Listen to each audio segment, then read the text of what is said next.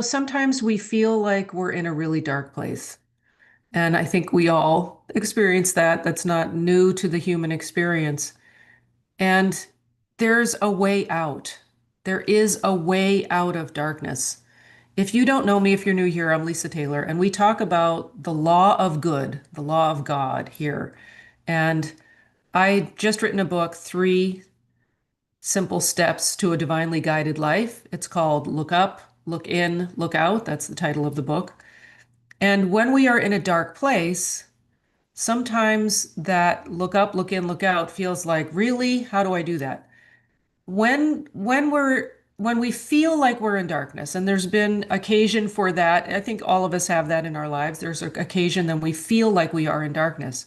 That is our sense of things. Our sense of things is it's really dark. The reality is God is good.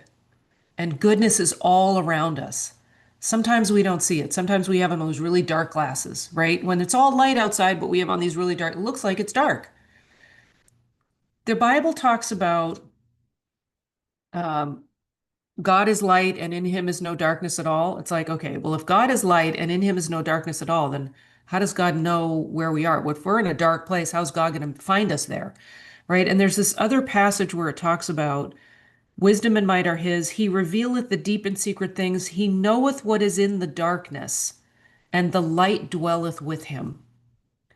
God knows us and sees us as who we truly are, even when we're in a dark place. We're never hidden from God. We're never hidden from God's view. We're always seen by God, by goodness, by love, by truth. Truth always knows where we are. Do we see ourselves as enveloped in light in those moments? A lot of times, no. So, how does look up, look in, look out fit? Well, when we look out and we see darkness and we feel like we're in a dark place, we go backwards up the chain, right? We look in and we say, okay, who am I truly? Am I really filled with darkness? Or am I truly made in the image and likeness of God? But I just feel like I'm in a dark place. It's kind of like the analogy of wearing the dark glasses and looking in the mirror. We don't really see ourselves. Well, our reflection is still there. We don't see ourselves because we have these really dark glasses on. We take the dark glasses off. It's like, oh, we see our real reflection. Well, God's always seeing us as we really are. We may have a perception of ourselves in the moment that is dark. So know that you're always seen by love. You're always seen by truth. You're always known by soul, by principle, by life. The truth of you is always intact, has never changed. So then when we recognize that and we can hold those two places at the same time, go, okay, I feel like I'm in a really dark place, but I know God sees me for who I am. I know love is here, even if I'm not feeling it in the moment. I know love is here. And sometimes that's just enough to open that little door for the light to come in, to come into consciousness, right? The light is always present, but we've got to let it into consciousness. We've got to be humble enough to drop the illusion for just a second and let the light fill consciousness. And when we look up, we're kind of going backwards up the chain. We look out, we see a problem, we look in, we recognize it feels like it's all dark, but we've got to open thought and be humble enough to say, but God knows us differently. God knows the truth of us right now. And then we look up and we say, okay, God, who are you and how do you see me? Because I want to see you as you see me. It's like when the leper was being healed by Jesus and he said, if thou wilt, thou canst make me clean. It's like if I know God sees me holy, then I can lean on that until I can see myself holy. So just looking at these three steps, look up, look in, look out. That's if you're start your day there. Look up, know the truth. Look in, recognize and claim that as true about you, and then look out and operate in the expression of that.